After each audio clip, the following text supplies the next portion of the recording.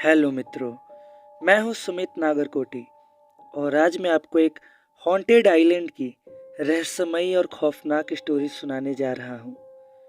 मेरा नाम आलोक है और मैं एक यंग ब्रेव टूरिस्ट हूँ। मुझे रहस्यमय स्थानों का इन्वेस्टिगेशन करना बहुत पसंद है। पिछले कुछ दिनों से मैं एक विशेष द्वीप के बारे में सुन रहा था जो पूरी तरह से हॉन्टेड था। जब मैंने इस आइलैंड के बारे में अधिक इन्फॉर्मेशन जुटाई तो पता चला कि यह एक छोटा सा द्वीप है जो कि मेनलैंड से कई मील दूर समुद्र में स्थित है। स्थानीय लोग इसे हॉन्टेड आइलैंड कहते हैं क्योंकि वहाँ कई भूतों और आत्माओं के रहने की रूमर्स हैं। कहा जाता है कि कई साल पहले इस आइलैंड पर एक बड़ा जहाज दुर्घटनाग्रस्त हो गया था जिसमें सभी यात्री और क्रू मेंबर्स मारे गए थे। उनकी आत्माएं अभी भी इस आइलैंड पर घूमती है और किसी भी विजिटर को हॉन्ट करती है और परेशान करती है। इतना सुनकर I became anxious to visit the island. मैंने अगले ही दिन एक नाव किराए पर ली और आइलैंड की ओर रवाना हो गया। रास्ते में मैंने नाविक से इस आइलैंड के बारे में पूछा। उसने मुझे सावधान रहने को कहा और बताया कि आइलैंड पर कई भयानक घटनाएं हुई हैं। कुछ ही घंटों में हम आइलैंड के करीब पहुंच गए। आइलैंड बिल्कुल वैसा दिखता था जैसा मैंने इमेजिन किया था। एक छोटा सा घने जंगलों से ढका हुआ आइलैंड। नाविक ने मुझे आइलैंड पर उतार दिया और वापस चला गया। मैं अकेला आइलैंड पर उसकी मिस्ट्री को जानने के लिए निकल पड़ा।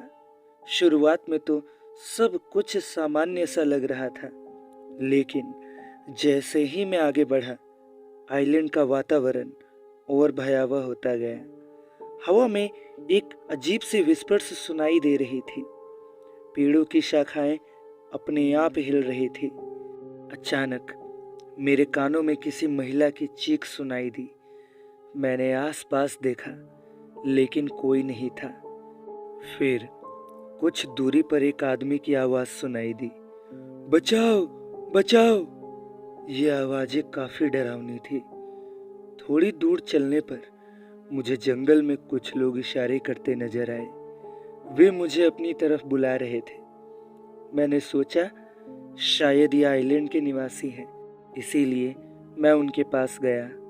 लेकिन जैसे ही मैं पास पहुंचा वे लोग अदृश्य हो गए। मुझे समझ में आया कि ये उन पैसेंजर्स की आत्माएं हैं। मैंने वहां से भागना शुरू कर दिया।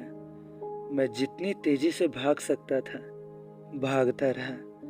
पीछे मुझे भयानक आवाजें सुनाई दे रही थी और मुझे कुछ ब्लैक शैडोज भी तेजी से फॉलो कर रहे थे, मानो कि मुझे पकड़ने की कोशिश कर रहे हों। मेरी सांसें तेज हो गई थी और दिल की धड़कनें तेज हो गई थी। अंत में मुझे नाव के किनारे पहुंचने में कामयाबी मिली। मैं जितनी जल्दी हो सके नाव पर कूद गया और नाविक से जल्दी लौटने को कहा। वापसी रास्ते में मैंने उसे अपने सारे अनुभव बताए।